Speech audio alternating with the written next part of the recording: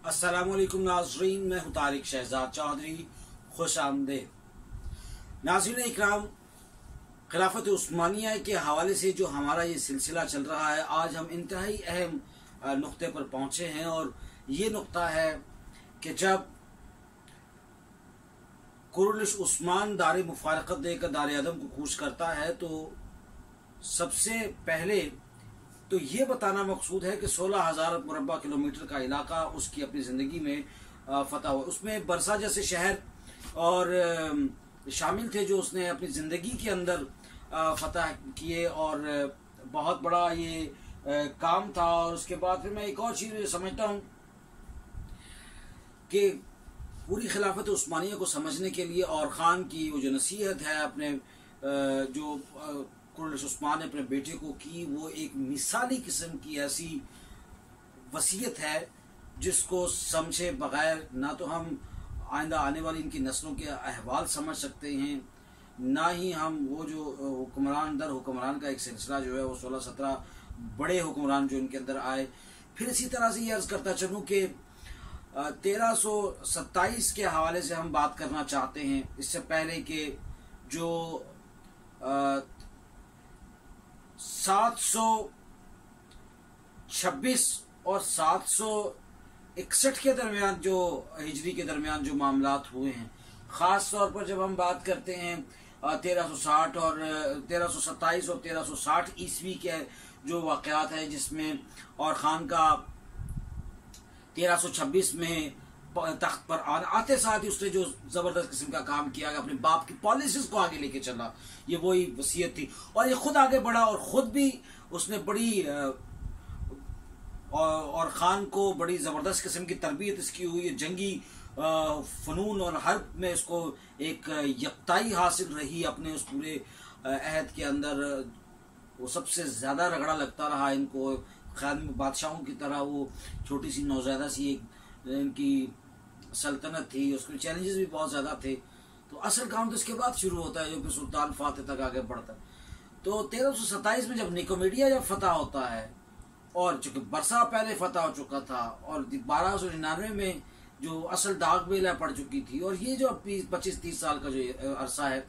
इसमें जो सबसे बड़ी एक तो अजमीर जैसे इलाके जो हैं निकोमीडिया के बाद वो फतह किए, और ख़ान ने ये बहुत बड़ा उसका कारनामा था। और वहाँ पर उस्मानियों ने सबसे पहली यूनिवर्सिटी कायम की, यूँ तालीम के मैदान में आगे बढ़े। और वहाँ पर दाऊद कैसरी जैसे तारीख़ में मशहूर और मारूफ जो मुअल्लिम थे, जो मिस्र की यूनिवर्सिटीज़ में और जामियात में जिन्होंने अपना ज़िंदगी का इल्म का जो कशीद है वो हासिल कर रखा था, वहाँ आके उन्होंने मुमतहिम और उनको उनके सपुर्द की वो सारी की सारी जामियात। और ख़ास तौर पर उसमें जो मैंने अजमीर की जामिया की बात की है, ये ख़ुद बहुत बड़े आलिम थे। फिर इसी तरह से हम देखते हैं कि जो हम क़यामत दौलतुल उस्मानिया सफ़ा नंबर 29 के अंदर भी इसी बात की तस्दीक की गई है कि ये ख़ुद भी बड़े जामियात से जो है वो फारिगुल तहसील थे। उस तरह ये दीन की तरबियत का जो काम शुरू है वो आगे आपको उसके फ़ायदे पता चलते रहेंगे। फिर उस्मानियों के हवाले से जब मैंने ये अर्ज़ करता हूँ कि जब ये इलाका इतना ज़्यादा और 16,000 किलोमीटर का तो मुरब्बा किलोमीटर तक ये इलाका था, और बहर मरमरा तक तो खुद उस्मान जो है वो बरसा फतह करने के बाद आगे बढ़ चुका था। कुछ रिवायत है उसमें ऐसी कि जब बरसा फतह हुआ तो बिस्तर मर्ग पे थे। खैर, ये बेज़ंतीनी रियासत के दो अहम शहर जो थे ना, बोरसा और अज़नीक, ये जो है ये फतह हुए आखिरी दौर के, और यहीं से ये फतूहात का सिलसिला आगे चला। अब मैं इसी हवाले से फिर मैं उस्मानियन फिर तारीख़ और हिजारा की सफ़ा नंबर 15 से ये हवाला आपको देता हूँ कि जनाब ये इलाके पहले ही फतह हो चुके थे बहर मरमरा तक जाने की। और फिर जो और ख़ान की एक बहुत बड़ी पॉलिसी ये रही कि उसने न सिर्फ के अपने लश्कर में इजाफा किया, बल्कि उसको एक बाकायदा सांचे में ढाला उसने, और उसने लश्कर को मुस्तकिल फौज की सूरत में 1,000 की यूनिट्स में उसने तब्दील किया, और छावनियाँ तब्दील की, उनके जो आलात हर्ब हैं उसका बड़ा बंदोबस्त किया, और उसमें उसने خاص طور پر ان کی جو دینی تربیت ہے فوجیوں کی، اس سے پہلے تو صرف سلسلہ چلتا تھا تو ویسے اعلاء کلمت الحق کی بلندی کے لیے مجاہدین جو تھے وہ رضاکارانہ طور پر آتے تھے، لیکن اب ایک باقاعدہ جو ہے وہ ڈسپلائز ہو گیا معاملہ. اور اس سے پھر یہ میں نے آپ بتایا کہ جو حربی اور جنگی قسم کی جو حکمت عملی تھی یہ بڑی عمدہ رہی ہے اس کی، چونکہ تربیت کا خاصہ تھا. پھر وہ یہ کہ اور خان حضور نبی کریم صلی اللہ علیہ وآلہ وسلم کی وہ آپ نے جو بشارت سنا رکھی تھی مومنین کو کہ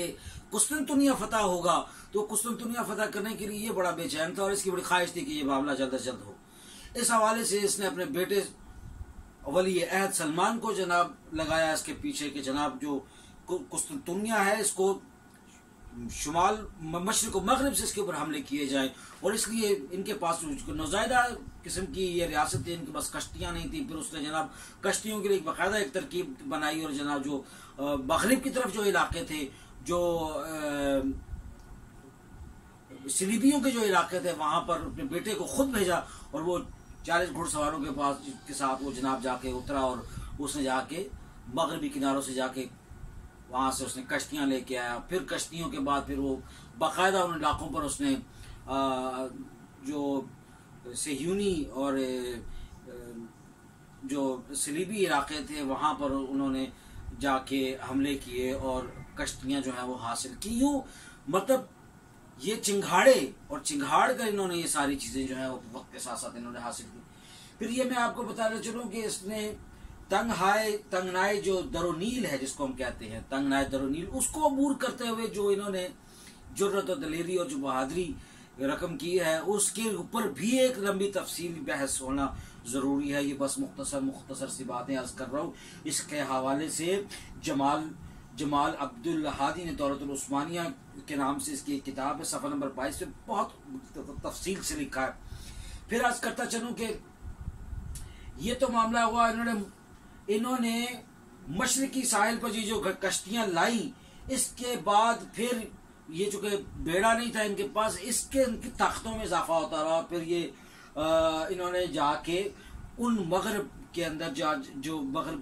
ساحلی علاقے تھے وہاں پر جا کے انہوں نے ترنب قلعہ کی بندرگاہ جو ہے جس کو غالب بولی کہا جاتا ہے، یہ ترنب کی بڑی مشہور اور معروف اس وقت کی تجارتی بندرگاہ تھی غالب بولی جس کو کہتے تھے. اس کے اندر 4-5 قلعے تھے جس میں جناقلہ، اسبالہ، ابسالہ اور رودستو جیسے قلعے واقع تھے. ان پر یہ انہوں نے جو تنگنائے درونیل ہے اس کو عبور کر کے اس کے اوپر قبضہ کیا اور جنوب مشرق کی طرف پھیلے اس طرح. اور خان نے یہ جو ایک بہت بڑا اس کا جو قدم تھا وہ یہ تھا کہ اس سے اس نے اپنے بیٹے کو آگے بھیجا. اس سے وہ شخص کوئی بھی جو قسطنطنیہ کی فتح کے حوالے سے تاریخ میں ہم پڑھتے ہیں، بڑے بڑے ناول اور بڑی اس کے اوپر گفتگو ہوئی ہے اور آج بھی ہم کہتے ہیں تو کوئی قسطنطنیہ فتح کرنے جا رہا. تو یہ اس حوالے سے عرض کرتا چلوں کہ وہ راہ ہموار ہوئی جس نے بھی قسطنطنیہ کی فتح میں حصہ لیا بالواسطہ یا بلا واسطہ اس کے لیے، اور اس نے جس نے بھی اس تاریخ میں اپنا حصہ ڈالا اس کے لیے بہت ساری راہ جو ہے وہ آسان ہوئی. اب میں جدید لشکر کے حوالے سے یہ عرض کرتا چلوں آخر میں کہ ایک تو خاص فوجی نظام جو ہے وہ لشکر کی جو یونٹوں میں تقسیم ہے یہ ان کا بہت بڑا خاصہ رہا ہے. اس حوالے سے میں عرض کرتا چلوں کہ قیامت دولت العثمانیہ کے صفحہ نمبر 202 میں بڑی تفصیل سے یہ اس کے بارے میں ان کی جو ٹریننگ ہے اور جو 5واں حصہ خمس کا جو مال غنیمت آتا تھا وہ خمس کا 5واں حصہ جو ہے وہ صرف ان کی تربیت، ان کی غذا اور ان کی وردیوں پر اور ان کی تمام جو مشقیں ہوتی تھی اس کے اوپر خرچ ہوتا تھا. تو یہ باقاعدہ منظم طریقے سے یہ ساری سلسلے شروع ہوئی. اب پھر انہوں نے ایک اور بڑا کام کیا، وہ تھا انکشاریہ کا لشکر تشکیل دینا جس کے اوپر بہت زیادہ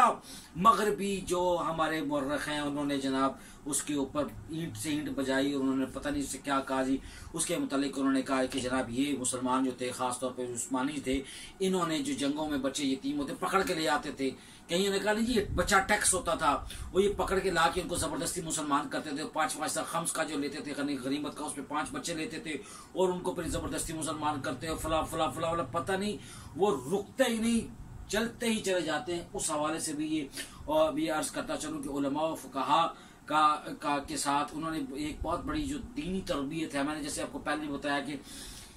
ترکی کا جو خمیر ہے یا جو سلطنت عثمانیہ کا خمیر ہے، اس کے اندر شیخ ابن العربی سے لے کے حضرت صدر الدین قونوی سے لے کے مولانا جلال الدین رومی جیسی شخصیات جو ہیں، ان کا ایک سایہ اتفاق جو ہے وہ اس کو شامل ہے، اور ان کے اندر گندا ہوا ہے، اس کی خوشبو سے رچی بچی ہے. آج کی ترکی کے حوالے سے بھی بہت ساری بات ہو سکتی ہے جس طرح کچھ دانشور کہتے ہیں، لیکن عرض یہ ہے کہ ان کی بات جو اتنا، ایک تو ان کی دینی اور فکری تربیت جو تھی جو ہمیں اور خان کے بڑے بیٹے میں بھی نظر آتی ہے. تو پھر دوسرا یہ ہے کہ ان کی جو دنیاوی ٹریننگ جو ہے وہ بڑی عمدہ تھی، تربیت کے اوپر فوکس رہا. پھر اب جو ان کا اصل میں جو جذبہ تھا وہ تھا ان کی یہ جو درسگاہیں جیسے میں نے آپ کو بتایا عظمیت میں بنی، تو اس سے ایک تو جذبہ جہاد بلند ہوتا، دوسرا ان کی دینی تربیت آتی، اور اندر سے بڑے صاف ستھرے اور بڑے کہتے ہیں چمکے ہوئے نوجوان ہوتے تھے جو اللہ اکبر اور اللہ کی کبریائی پر یقین رکھتے تھے، اور جن کو واقعی اللہ تعالیٰ کی عظمت کے بارے میں پتہ تھا. آپ کو یہ میں بتاتا چلوں کہ ان کی دلیری اور ان کی ایمان کی پختگی کا عالم یہ تھا کہ یہ جہاں پہ بھی اترتے تھے ان کا ایک ہی نعرہ ہوتا تھا، یا غازی یا شہادت. تو اس حوالے سے میں آپ کو باقاعدہ ان کتابوں کے حوالے بھی میں بتا سکتا ہوں، بہت سارے ایسے حوالے موجود ہیں اس میں. اب انکشاریہ پر آخر میں اعتراض سن لیجئے کہ یہ کہتے تھے جی کہ جو جوانب المزیہ میں صفحہ نمبر 114 سے لے کر 156 تک بڑی تفصیل سے موجود ہے. جوانب المزیہ کوئی چھوٹی بڑی کتاب نہیں ہے. اب اس میں بھی یہ فرمایا کہ جناب انہوں نے کہ یہ اس نظام کو دفشری نظام سے کوئی تشبیہ دیتے ہیں یہ لوگ بچہ ٹیکس کے حوالے سے جو، تو اس کے اوپر جو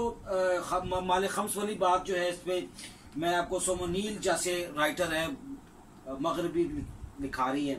سوموفیل، اس کے بعد پھر کارل بروکلیمان ہے، یہ مستشرقین کی ایک پوری تعداد ہے، جماعت ہے. پھر جبنزا نامی اور پھر جب نامی کچھ ایسے مورخ ہیں جو اس میں اپنا جنہوں نے حصہ ڈالا. اس کے ساتھ مسلمان جیسے اب یہ ڈاکٹر عبدالعزیز کی بات آئی تھی، اور پھر گجرات یونیورسٹی کے پروفیسر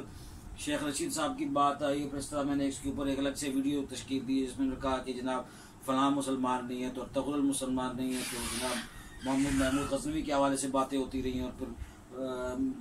محمد بن قاسم کے حوالے سے باتیں ہوئی. تو اب یہ دیکھیے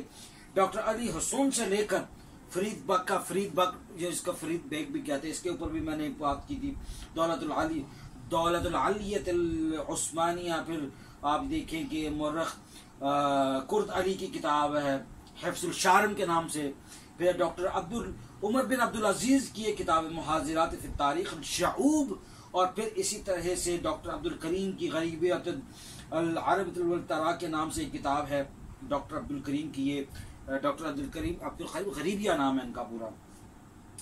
پھر اسی طرح سے اور بہت سارے. تو عرض کرنے کا مطلب یہ ہے کہ جو اصل چراغ قرون عثمان کے بعد اگر خلافت عثمانیہ کا جلا ہے تو وہ اور خان کی وجہ سے جلا ہے، اور اس کی وجہ یہ ہے کہ اور خان کی تربیت اور وہ جو وصیت تھی وہ ان کا ایک آئین تھا، بغیر لکھا